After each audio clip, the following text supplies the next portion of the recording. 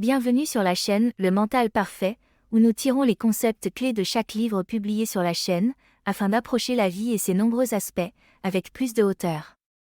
Prenez le temps de mettre un pouce vers le haut pour soutenir la chaîne et de vous abonner pour plus de contenu. Bonne écoute. Le Passeur, de Lois Lowry, est un roman dystopique qui raconte l'histoire de Jonas, un jeune garçon vivant dans une société apparemment parfaite et sans douleur. Choisi comme receveur de mémoire, il apprend du passeur que l'absence de douleur dans sa communauté se fait au détriment d'expériences humaines essentielles telles que l'amour, la joie et le choix.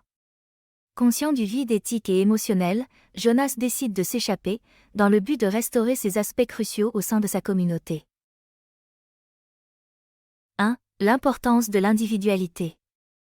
Le livre met en évidence les dangers d'un conformisme extrême et de la suppression des talents, ainsi que les préférences individuelles. Jonas, le protagoniste, vit dans une communauté où chacun se voit assigner un rôle, ce qui élimine le besoin de choix personnel et d'individualité. Sa sélection en tant que receveur de mémoire lui permet d'avoir accès à des souvenirs qui témoignent de la richesse des expériences individuelles, ce qui fait défaut à sa communauté. 2. La mémoire et la douleur font partie intégrante de l'humanité. Les souvenirs douloureux et agréables façonnent notre identité et notre façon d'interagir avec le monde. Jonas commence à recevoir des souvenirs du donneur, y compris des souvenirs de douleur et de chagrin. C'est un contraste frappant avec sa communauté qui a choisi d'effacer la douleur, mais qui a également perdu la joie et l'amour dans le processus. 3. Le coût d'une société sans douleur. L'élimination de la douleur et du chagrin peut conduire à un manque de profondeur dans les expériences humaines. Les habitants de la communauté vivent sans douleur émotionnelle, mais aussi sans connaître l'amour, la passion ou les véritables subtilités des émotions humaines. La prise de conscience par Jonas de ce manque de profondeur l'amène à prendre la décision de s'échapper.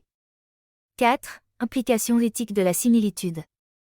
La recherche d'un idéal utopique de similitude comportementale et émotionnelle peut avoir des répercussions éthiques inattendues.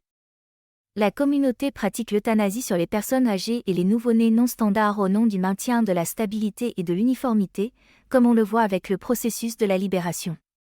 La découverte par Jonas de ce que signifie réellement la libération, un terme euphémique utilisé par la communauté pour décrire l'acte d'euthanasie ou le fait de tuer quelqu'un. La communauté pratique la libération comme un moyen de maintenir la stabilité et l'uniformité. Cet acte est pratiqué sur les personnes âgées, les faibles ou ceux qui ne se conforment pas aux normes strictes de la communauté, comme les enfants qui ne se développent pas comme prévu.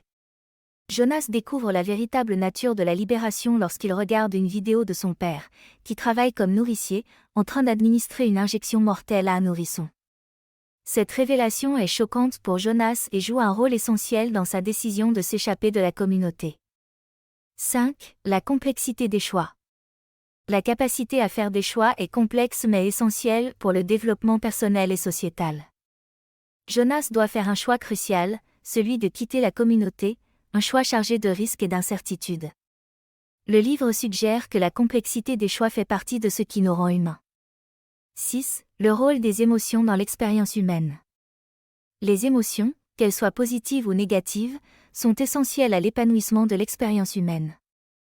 Jonas fait l'expérience de l'amour pour la première fois à travers des souvenirs et commence à le ressentir pour sa famille et Fiona, ce qui devient un facteur motivant dans sa décision de quitter la communauté.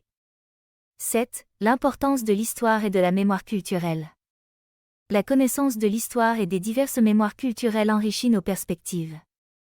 Jonas se rend compte à quel point sa communauté est démunie lorsqu'il reçoit des souvenirs de choses comme la guerre et l'amour. Ces souvenirs l'amènent à remettre en question l'environnement contrôlé dans lequel il vit. 8. Remise en question de l'autorité et de la morale.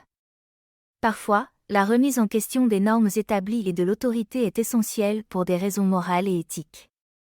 Le scepticisme croissant de Jonas à l'égard des politiques des anciens, en particulier après avoir appris la véritable nature de la libération, montre qu'il est important de remettre en question l'autorité lorsque des valeurs morales sont en jeu. Chacune de ces leçons a des implications morales, éthiques et émotionnelles complexes, ce qui fait du livre, Le Passeur, une riche tapisserie d'expériences humaines, de choix et de structures sociétales. Nous arrivons à la fin de cet audio. Soutenez et participez à la croissance de la chaîne en laissant un pouce vers le haut et en vous abonnant pour recevoir plus de contenu. Partagez votre concept clé préféré en commentaire, et en attendant le prochain audio, n'oubliez pas. Le savoir n'est rien sans la compréhension, qui n'est rien sans l'application. Au plaisir de vous revoir bientôt sur la chaîne, Le Mental Parfait. Perfect.